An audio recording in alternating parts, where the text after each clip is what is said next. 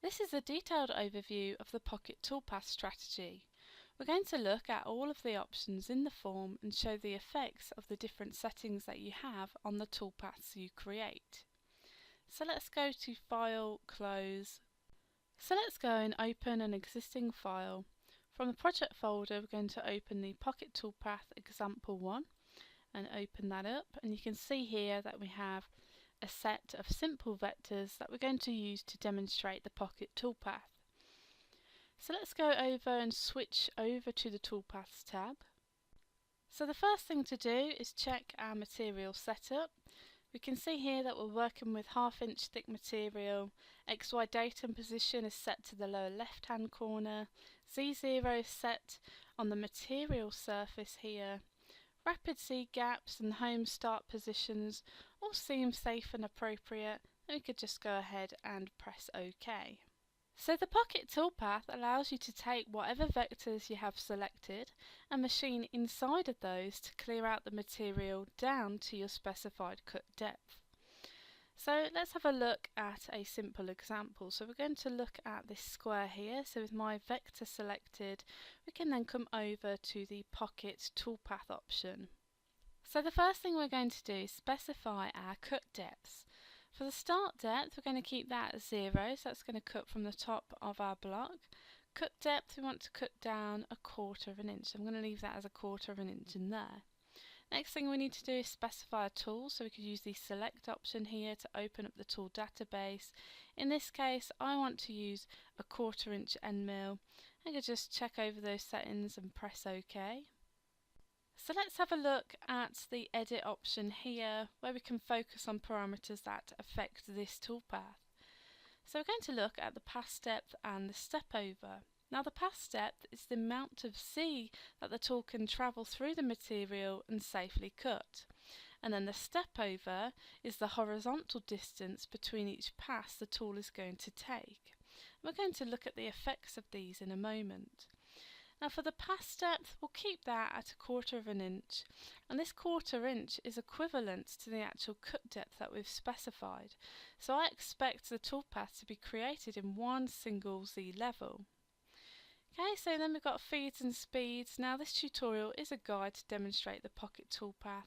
I'm not going to worry about feeds and speeds in this case. However, if you were to cut this, you would need to check that the settings are safe for your own setup or application. So let's just press OK there. Then we can choose how we clear the pocket. So in this case we have the option to offset, or we could raster this. So raster means that we go back and forth, where we have the option to profile around the outside. We'll come to this shortly. And then we have the option here to offset, and so offset will just essentially follow the shape of the vector or vectors that we're using. Further down, we then have the option to ramp into the material. So this means that as the tool is entering the material, that it will use a diagonal move rather than a straight vertical move. In some cases with certain tooling, this can help reduce the wear of the tool. Then we could just simply give our toolpath a name, so we could call that one Pocket, and then we could simply press Calculate, and that will open up the preview toolpaths form, where we can actually see the preview here in the 3D view. So let's just zoom in on that toolpath there. Okay, so we can see that the distance between each of these toolpath moves is defined by the step over that we had set up for the tool, and we'll look more at this in a moment. And if we take a look up the y-axis, we just move up here and then just come down, we can see that it's being cut on a single level, and that's because the pass depth matched the cut depth of the pocket, and so it's cleared this in one pass. So let's just put that in the ISO view, and then if we just zoom in a little on the actual toolpath itself, then we're going to look at previewing or simulating the actual toolpath. So over to the right hand side in the preview toolpaths form, I'm going to use the option here to machine area colour, global fill colour, and we're just going to select a colour, dark green in this case, just to help us see the toolpath a little better in this example. I'm just going to slow the speed down for when we actually animate this preview, and then we could just go ahead and preview that toolpath so we can see the wireframe tool going around there in that pattern, the offset pattern, cutting out that pocket. And if we wanted to, we could just speed that up to see how that looks. And so you'll notice that the corners of our pocket have rounded edges, and that's due to the radius of the tool. Now there's no way to avoid this other than using smaller and smaller tools to try and reduce its effect. And this is only really important if you are inlaying a sharp object into a pocket like this, and that's dealt with using a different toolpath strategy which is covered in other videos. So I'm just going to use this option here to reset the preview, and then I'm just going to switch on the visibility of our toolpath here, and we're just going to close out of the preview toolpath form, and then with this toolpath selected we're going to use the edit toolpath option. So again, we're going to keep the same start depth, same cut depth. We're going to use the same tool, however we're just going to look at editing the tool, and we're going to look at editing the pass depth. So we're going to control how far down we're going to cut this part within one pass. So at the moment it's currently at 1/4 of an inch, which is the same cut depth as what we've got specified in the form here. And we saw earlier, we can see it's only doing that in one pass. Now if we change the pass depth so it's now 1/8 of an inch, what we're doing is we're telling the software that we want to limit the pass depth to 1/8 of an inch so it cuts no more than that in one pass. So when I go ahead and press OK and apply that pass depth in there, and then if we come to calculate that, now rather than me going in and pressing calculate, if I hold down the control key and then press calculate, you'll see that I'm able to see the preview here in the 3D view. However, we haven't left the form, and so I'm able to make changes whilst being able to see the preview there. So let's take a look at what we've got. So if we just put this up the side view there, okay, so you can see cutting down 1/8 of an inch, so there's the first pass, and then it's going to go down a further 1/8 of an inch, which is that second pass at the bottom then, so we're getting a complete cut of 1/4 of an inch. So let's just put that in the ISO view. So now we're going to look at editing the tool again, so we're going to change the pass depth back to be 1/4 of an inch, so we're going to go back to a single depth of cut there. And then for the step over, so the step over is the distance horizontally between each one of these passes. We're going to change that, and I'm going to change that to 0.02, or I could just look at using the % arrow keys here. So we're going to have a much smaller step over in this case. Go ahead, press OK, and then if we press Control and then calculate, you'll see straight away there that we've got a much tighter step over. And if we just zoom in there, we can see it's on one single level because we've changed the pass depth to 1/4 of an inch. And you can see it's much more dense because the distance between the moves is a lot less. Okay, so let's just go back into the edit form.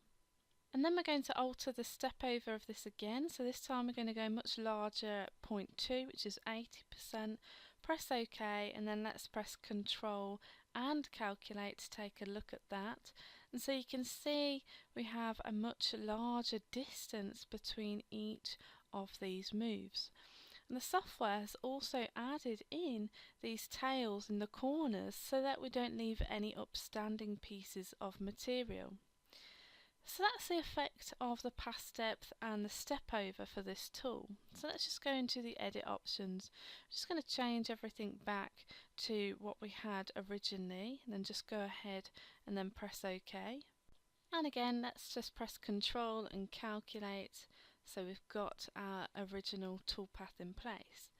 So now let's explore the effects of changing the strategy or the pattern that we cut the pocket out. And so this time we're going to look at the raster strategy. So this is where we go back and forth within the vector. Okay, then we choose our raster angle. So at the moment we've got that at 0 degrees. So that just means that the long moves are going to be parallel to the x-axis. And then we have the option to apply a profile pass. Okay, so if we just use that drop down menu, you can see we can apply no profile pass and it will just do the raster. We can apply a profile pass to begin with, followed by the raster, or we could apply the raster first, followed by the profile pass. So in this example, we're just going to use the no profile pass, and then we could just simply press calculate. I'm not going to press the control button this time, as I do want to go into that toolpath preview.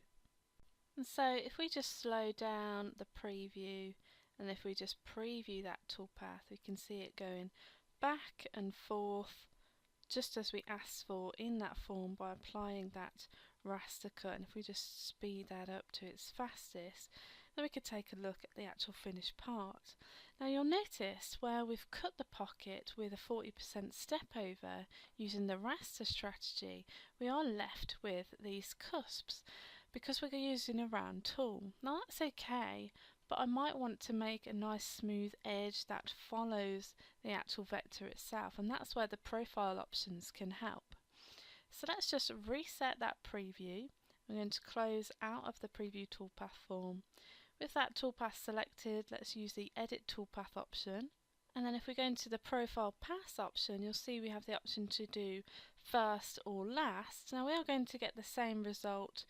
It's just to do with the type of material that you may be cutting, and some materials will benefit from having the profile cut first so they don't chip when they're doing the raster pattern, and others benefit from running the profile pass last. So in this example we're just going to use the last option here, and I'm just going to press calculate. Okay, so you can see in the preview there we've got the raster, and then we have pass that runs that final profile around the outside.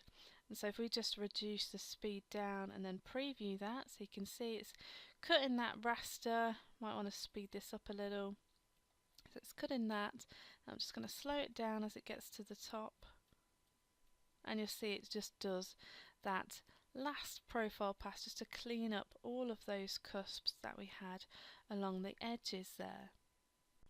So let's just reset that preview, and we're just going to close out of the form there. Then we'll go back and edit that toolpath. Okay, this time we're going to look at the raster angle. So at 0 degrees, that's 0 from the x-axis. We can alter this. For example, I could put in 90 degrees here, so it's now parallel with the y-axis. So if I press Control and calculate, you'll see now that my moves have changed and they're going up and down. Okay, again we could change this, so let's change this so it's now 30 degrees, press Control and calculate, and you'll see it's now 30 degrees from the x-axis, and we can see how that would actually cut out. Okay, I'm just going to change this back to 0 and then press Control and calculate, so it's now parallel with the x-axis. So that's pretty much the clear pocket section. The only thing that we haven't discussed is the cut direction. Now the software offers us two options, climb and conventional, for the cut direction for the offset strategy and the profile pass for the raster strategy. Now to learn more about this and to find out which option would be best for the application that you are using, you can research these methods online, and I personally think it's worth investigating the benefits of either of these choices. So one last option to look at in the simplified form is whether we add a ramp entry move or not. And so if we check this option, that will allow us to add in this ramp move where we specify a distance. For example, I'm going to put 1 inch in there, and that will define the length of the ramp. And so what will happen is it will just create a diagonal pattern. So let's just press Control and calculate just so we can see this a little better. Okay, now if we just move our view so we can look at it up the y-axis, we can see what is happening here. And so you can see the tool is coming down and then it's coming out, it's ramping out by 1 inch, and then it just goes back in again. And so this just stops you vertically cutting in with the tools. Now some tools don't have a good cutting face when moving down vertically, and so adding this ramp just provides some horizontal movement, and so it lessens the wear and tear of the tool. So let's just put that in the ISO view. So let's just switch the ramp plunge moves off and press Control and calculate just to update that there. Then we're just going to tile our windows vertically so you can see the 2D view and the 3D view. So far we've looked at creating a pocket just using one vector. Now we're going to look at using multiple vectors to create pockets where we have vectors sat inside other vectors. So let's just press Control A to select all of my vectors here, and we're just going to go the exact same parameters here, and then we're going to press Control and calculate. And so if we maximize the 3D view, we can see that where we've got one vector, it's just filled that square like we've seen earlier. But when we have vectors within other vectors, what will happen is it will machine between the first vector and then the second vector, and then it will leave a gap, and then as it gets to the next vector, it will then create a pocket to machine inside of that vector. So let's just close that down, and we're going to go into the preview toolpath form. And so if we just reduce the speed down a little and then preview that toolpath, see it's cutting out the square to begin with. We can see that there. And it's going to cut the star shape that we have here. It's going to cut the outside and then inside and around the text for that section there. And so you'll see that when we have vectors within other vectors, when we're using the Pocket Toolpath, the software will do the hard work for you in determining which side of the vector the toolpath is going to machine on to create the series of pockets. So let's just reset that preview. I'm going to go into the 2D view, just press F to fit that to screen, press Control A to select all of those vectors, close out the preview toolpaths, and we're just going to edit that toolpath. So this time we're actually going to deselect some of these vectors. So I'm just going to hold down Shift and I'm just going to deselect the star, hold down Shift, and we're just going to deselect this inner vector here. And so this is going to change the actual pocketing that we're going to get here based on the order that we have, where we've selected this vector here and this vector here, so it's going to pocket out everything between this vector and then the circle that we have there. And then looking at this set of vectors here, it's going to pocket between this vector and this vector here. Then it's not going to pocket anything between this vector and this text here, but then it will look at pocketing inside of that text. So let's just press calculate here. And so you'll see that we've got a different result to what we simulated last time. And it's very important to select the right number of vectors and make sure that you have additional vectors on the outside if you need to change the order that it's going to pocket them. So let's just preview that toolpath. I'll just speed that right up so we can see how that part looks. And so you can see we've got a much different result there. So let's just reset that preview. We're going to close this form down. And if you double click on the toolpath, that will open up the Pocket Toolpath there. And if we go over to the 2D view and use the option here, Control A to select all of those vectors. So now we're going to look at the Advanced Toolpath options. So let's check this option here. Okay, so we still work our way down the form, so we specify start depth, cut depth, we choose our tool. Now you'll notice here that we can now control the number of Z levels that we create when we cut the toolpath by using this Edit Passes option. Now previously the pass depth was defined by editing the tool parameters. So if we go into the edit option, this is where we specified the pass depth, where the software will divide up the depth of cut using this pass depth as a maximum that it shouldn't exceed. So let's just go and put in a new pass depth here of 0.1. So put 0.1 in there, press OK, And then we can see now here that it's telling us that it's going to machine this in 3 passes, and we can edit these passes by using the Edit Passes option.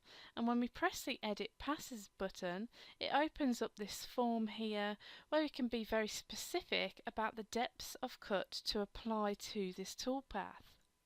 So by default, what the software's done is it's looked at the pass depth that we set for the tool, which was 0.1, and then it will look for a number that it can divide the depth of cut equally into. That will make sure that each depth of cut is below the value that we set, that 0.1.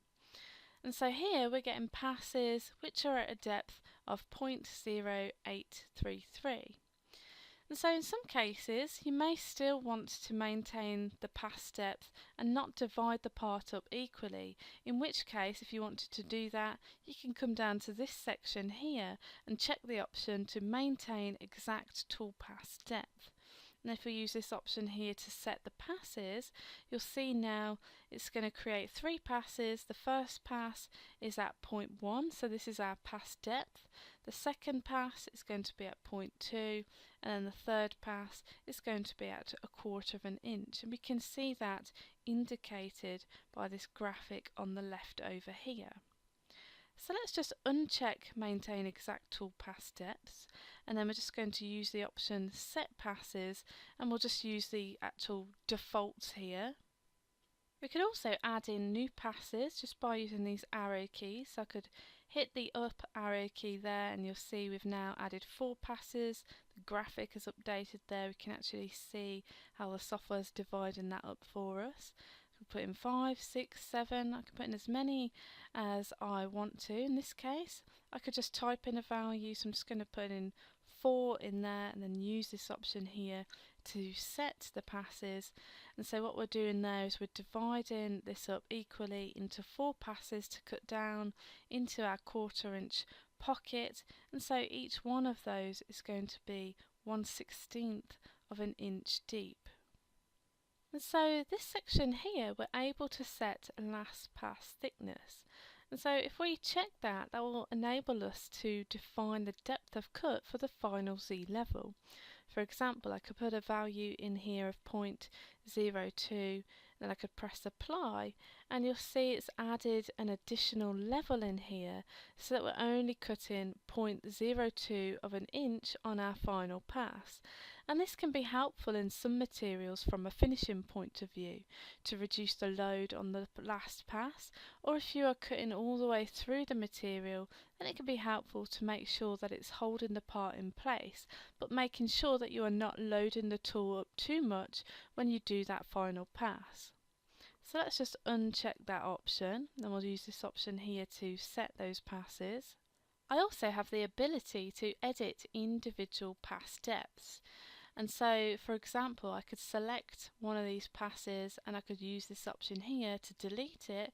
You'll see it will remove it from that list. It also removes the actual pass depth from this graphic here. So now I can see that we have a pass depth at 1/16 of an inch here. Then we come down to our next pass depth, which is at 0.1875, and then we get to our final pass depth, which is the 1/4 inch there. If I wanted to change a value, I could simply select it, come over here, and let's say we'll change this to 0.15, and I could go ahead and press apply. So now we have the 1/16, the 0.15 and the 0.25. So I have lots of control over the actual individual passes there. I can also use the option to clear all passes, and that will just leave me with one pass, which is at the depth of cut that we've got. And then to revert back, I could simply just use the number of passes option here. We'll go for 3. You can see it's updated there. So again, lots of control over these pass depths. So let's just press OK there. So let's just calculate what we've got here. We'll just use the calculate option, and then we'll just go ahead and preview that toolpath. Okay, so you can see the 3 passes that it's cutting in there. And so if we just zoom in and take a look at that, you'll see here that the tool actually doesn't quite fit in between those characters. And not only can we see this in the 3D view, but there is a way for us to view our toolpath in the 2D view. So let's just go into the 2D view there, and if we just make this toolpath visible, you'll see that by default we actually have the 2D drawing switched on, and so that enables us to actually draw the toolpath. And if we just zoom in there, we can actually see where the tool is cutting and in which direction. And not only do we have this view, but we can also look at using the solid preview, which is this icon here. So if I switch that on, it will then shade in the area that is being machined by the tool, and that's represented by this purple blue shading that we've got here. So anything that's this colour is being machined away. Anything that is actually white does not get machined. And so we can clearly see the area between the two characters, between this X and the T and the E and the X here, where it's not being cut away because of this white area here and this white area there. And so if I wanted to actually get in between those two characters, I could look at maybe increasing the text spacing if I wanted to. But if I wanted to keep the text as it is, then I could just simply look at using a smaller tool that will actually fit in between those characters. So let's just close that preview down, and then we'll just use the F option on the keyboard to zoom to fit. Then we're just going to double click on the Pocket Toolpath just to go back in there. And so going back into the Pocket Toolpath, it's remembered the vectors that we previously had selected. So let's go into the tool database by using the select option here. We're going to look for a smaller tool. So we're going to use the 1/8 inch end mill here. You can see we've got a pass depth of 1/8 of an inch. I'm happy with that, so we can go ahead and press OK. Software's telling us it's going to cut that in 2 passes, so let's just go ahead and press calculate. Okay, so you can see the preview there, and then if we preview that toolpath, we can see that using that smaller tool we're able to get in between those characters on the text here. And if we go into the 2D view and then just switch the visibility of that toolpath on, because we've still got the solid preview switched on, we can see in the 2D view also that that area is now filled in. And so the only downfall to using a smaller tool is that it means that it will take longer to machine than when I was using the larger tool. Now, one option that we do have in the Pocket Toolpath form is to use 2 tools. We could use a larger one to clear out the pocket, and we could use a smaller one to finish in between the gaps that we had earlier between the characters. So let's just close out of the Preview Toolpaths form. We're just going to double click to go back into that toolpath. And so to do this, we use this option here to use larger area clearance tool. So if I check that, I'm then able to use this select option to choose a tool from my tool database. In this case, we are going to use the 1/4 inch end mill just to clear the majority of our pockets. Go ahead and press OK, and so we'll be cutting the clearance first with the larger tool, and afterwards we'll go around to pick up any areas that we've missed using the 1/8 inch end mill, which we've got selected there. So then we could just go ahead and press calculate. And so in the toolpath list we can see we have 2 toolpaths here. We have Pocket Clear, which is our clearance cut with our 1/4 inch end mill, and then we've got the pocket, we're using the 1/8 inch end mill. So let's just uncheck this so we can see the clearance, how that will look, and if we just reset that preview, and then if we just preview this toolpath, we should be able to see how this will look where it's just cutting the clearance. So we can see that in there. And if we go to our 2D view and then switch on the solid preview, if we just check the visibility there, we can see it's not getting into those details. And then if we go back into the 3D view and if we just check the pocket here, I'm just going to undraw the clearance just so we can see exactly what we're looking at with the 1/8 inch, and you'll see it's just going round the edges of the part just to pick up all of the detail that we've missed using that bigger tool. Again, we can preview that toolpath. We can see that it's got into those areas and finished that off. And if I go into the 2D view, again select this option here so we can see the actual 1/8 inch, what that's doing, and with the clearance we can see it's picking everything up there. And so this is a much more efficient approach to machining by hogging out the majority of the material using the larger tool and then applying another path where we just go in on the details with a smaller tool that larger tool simply just couldn't get into. Now the downside of this is that we are going to have to make a tool change, and so you will have to figure out what works best for you. So let's close out of the Preview Toolpaths form.